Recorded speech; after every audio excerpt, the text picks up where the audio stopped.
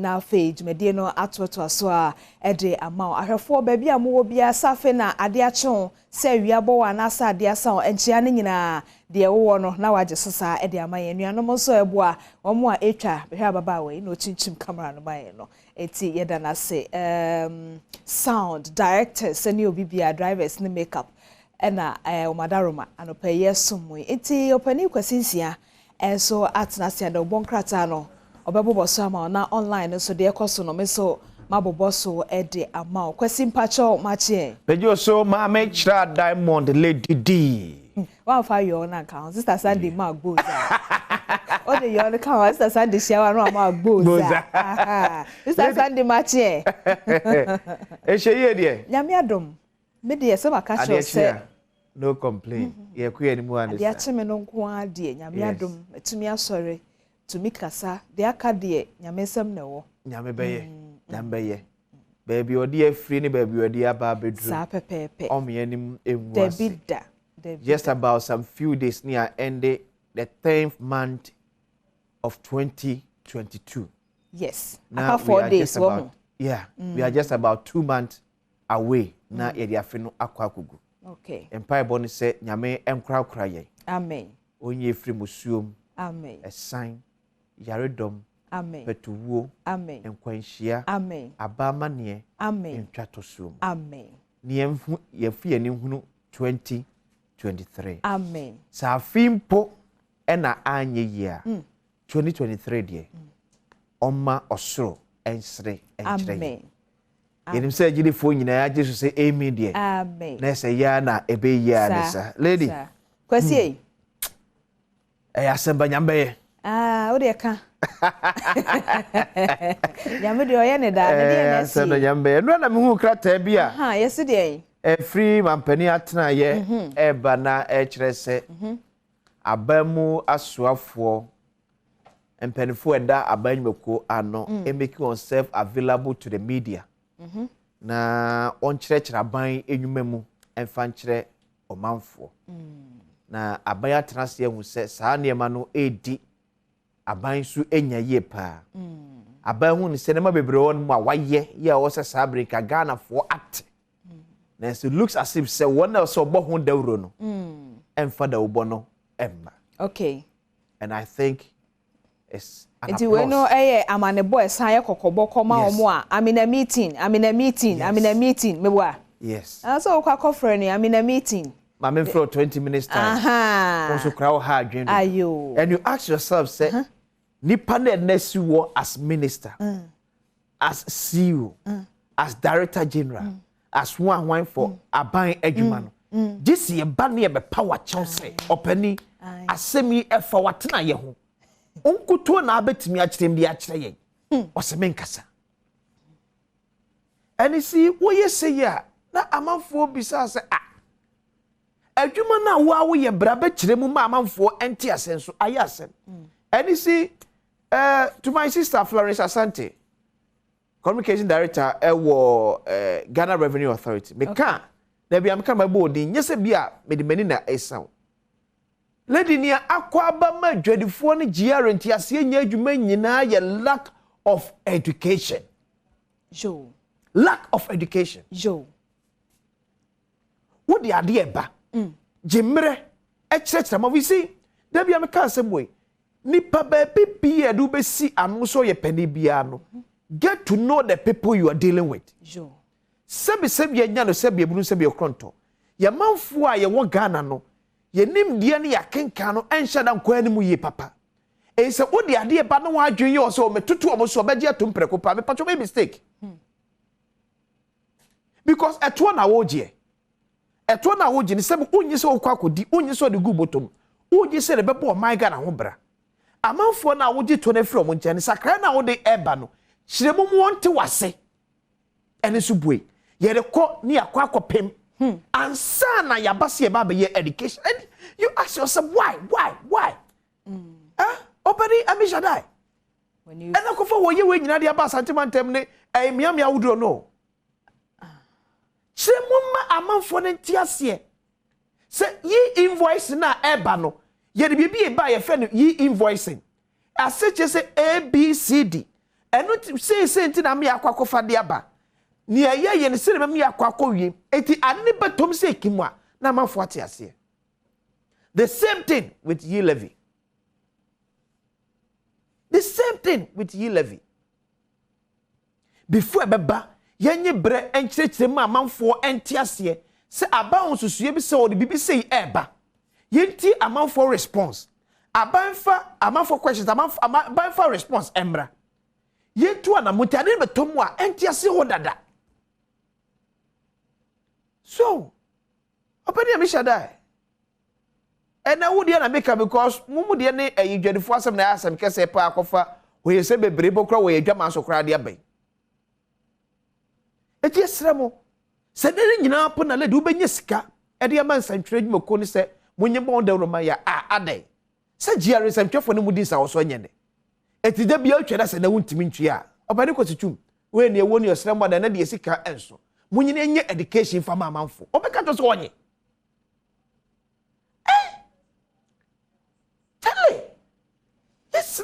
Yesremo. Enima na abai eye no amanfo nya nkyeremu. Mo fa nkyeremu emra lady. Enkyeremu ni wo.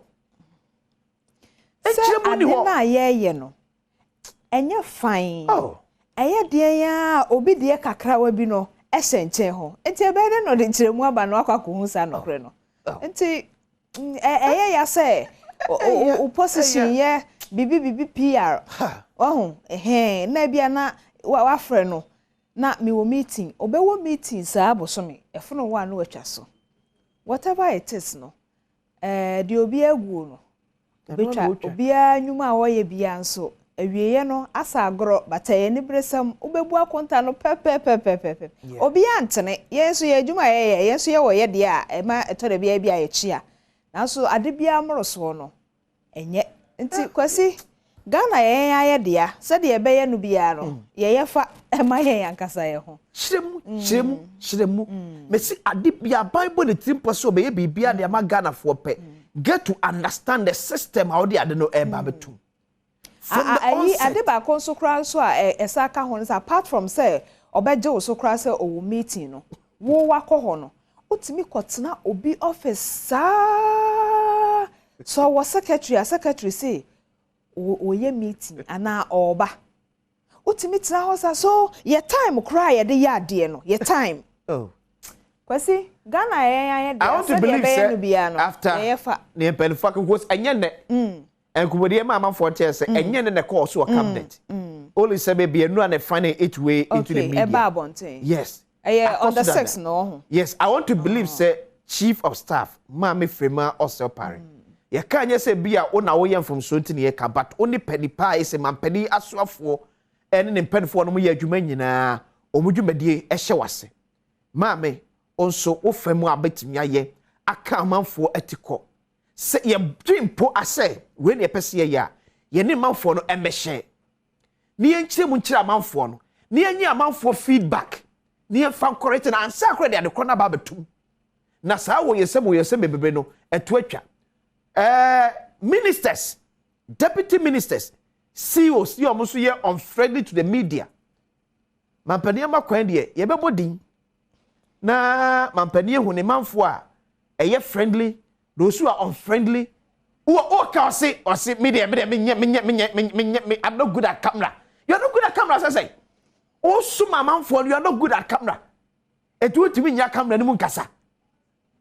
Yes, we administrate. So, now say, where she be say, NPP, new executive, so led by the General Secretary, Justin Frimpong say a brano to us at the fray, a bar so for CEOs, ministers, so mumba party at night. No much then your party in penny, a bump for a yes, and a party communicator, so no, a better one, so I'm super ready to TV so when you're papa and yama. And I be a maker say, I want to see a good lady, semi strona maker. Most of NPP communicators that come on radio and TV are empty-headed. Not because of Mabon. They don't have information. Okay. Most of them. It was bad or the Nadring. And an amassam. It was the NDC Nina and Asenipa or your opposition to government now. Baby, obey your mistake. Say, Kim Yobe Kenyan, no, I dwell on that. It's the main topic na that board no on Kawasem. Because only much information to common na ye di no. At the end is Rebecca say, and I buy aboro $500 billion or say enya no kre. Ni ababe jina ne hwa no Kawasem. Then my meaning come away Emra Archibald just see a president ma Ochima Youth Association. And say the beto just say Osajefo Amotia ofori penny the second. Edi sebi atju abra na do dan kwaku faro ekọ epoemantem aprobo. Na ma Osajefo se wo kan no abanfo bi kire mu a entwaye kra. Archibald me kam wa cha no pay eba Adom TV bedwam dwumade so. Ash. Amana ati atom lady. They are National Science and Maths quiz. We are see afefe die. Odade. Odade for na ekro no. We are see afefe die. Congratulations to them. We are see afefe die. Oh, tell me no kafa. Na say alkama forte dey work na kanope ka ampedu. Wo be he pa wo be he. That's what I can. Okay, so it's a record. Prempeh in tears as Presec are in 7th heaven with National Science Maths Quiz Trophy. It's where the Tosson so are Presec for no more dinkunim. International so my moody and contabo about the Winyan Sape and say science and maths. Okay. Let us say Ghana had it. Or that dear phone. One more na ekro. Well, it's a congratulations to them. Okay. Congratulations to them. But lady, Mammy Archibald Nikumo say Archibald, good morning. Archibald, good morning. Okay. Enti osan baby one after who dear. Yeah, they be conti said the name can say congratulations to them, but all students no so ya there. Also if you be a penny woman, no ya na emuye. It is said the omo wie dada so omo ta omo chi ne ade no. It ye nyina baby a yekokokoko ye no yenso yensua. So ho bibi ni ana ya ta omo chi na etumi aboa yen. Well, unkwa na ate. Ole du nya we o. O say yekoma omo call this year National Science and Maths Quiz. Amani post near school for. Yekoma omo laptops. Yemomo routers. And a day just take a crabby a church day. Okay. Okay. A year old students, yes, you are not yet. What the Badwam say? Sebenya kumbi abekobia na obetim nim kunim de abafi. No cray. But ye nim kunim no enchirese sebio yentina. The fact that mutimi kra edu that level no say mo kubi no. School do a etwa Ghana ho hia. Na yetimi ge kan schools a eba edim. Na krache no title no ko de ahibia. Memfi ni school kranka. But na enyine mi say fansa na yenwe. National Science Maths Quiz e wiase afefe de ma wiase na efe. Krache ankwa mawa kotie lumba nyom no. Neja kasa. Ma wiase na efe. There be kwesi ankwa mawa kotie lumba nyom no. Neja kasa. Oh, na meja be kan say. O se da ni sheka we nya wiase afefe de asem na fa hin ne kosi. Woni ska se emo me. Ajinya me asem.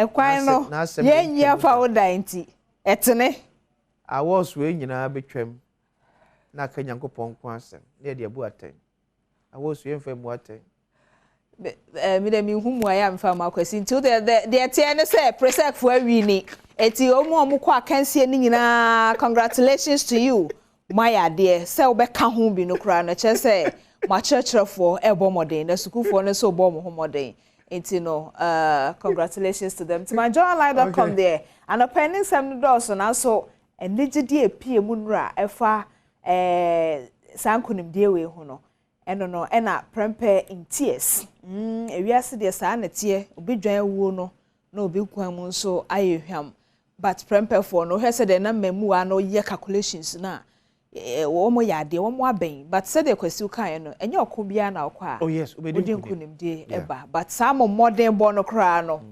medie many super inti congratulations to munyina kafra where Maria daily guide teacher yi dey teacher ben o se na say achechefo no bi nam kwan soronko so enye book nko a chira de a eboa pa o saa ehu bi no anka say Mr. Asante English teacher bi no class 4 English teacher unya hu se wo ba na wa mo because how dictation anopa no ye de obabo no de abetwe wo ye de Mr. Asante babo say achechefo no bi de style bi aba ansa no be ra school dan no kra no ekwan obefa so na school for no be dia agro bi ni bibi no na ama waye oyonko prekope nti by the time abe so obabo no na just say we pa nti no yes a teacher yin so aye sad de no so sa achechefo no nyina omumu Omayade, because into ye de si wo hu. Daily Guide enie majority speaker clash over Adwoa Safo. Comes with a picture of Dome Kwabenya MP Sarah Adwoa Safo. GNPC react to accept Imani claims. Nana slams black market for credit for CD4. Baumia prescribes new economic solutions. Okay. 500,000 Ghana cedis boost for GJ26 award. Ghanaian Times and so any fixing poorly performing city. Government to clamp down on black forest marketers. President. Reduce size of government to help address economic challenges instead of statistical economic info. Ghana Turkey vowed to ratify DTA to boost investment, bilateral trade. Ghanaian Times and so and on the new Crusade Guide and so you say bold decisions needed to tackle changes in world economic order. Dr. Mahmoud Baumia and Suna Ekane say Razak Opoku makes case for Ofori Atta says time to demand his expulsion wrong. Why here to recruit 15,000 community protection assistant? Kofi Ejapon so why ye boss no buy no ofanya agudie. O company form so the energy every modwume mu a. Kofi Ejapon and so can you pay Kofi you don't want to cost sa na ECG boss no. Why ye yes my hote ba me patch so ba kon so no so the energy awura mu ye ECG boss no. Okay. No so ye adwuma. Nice one.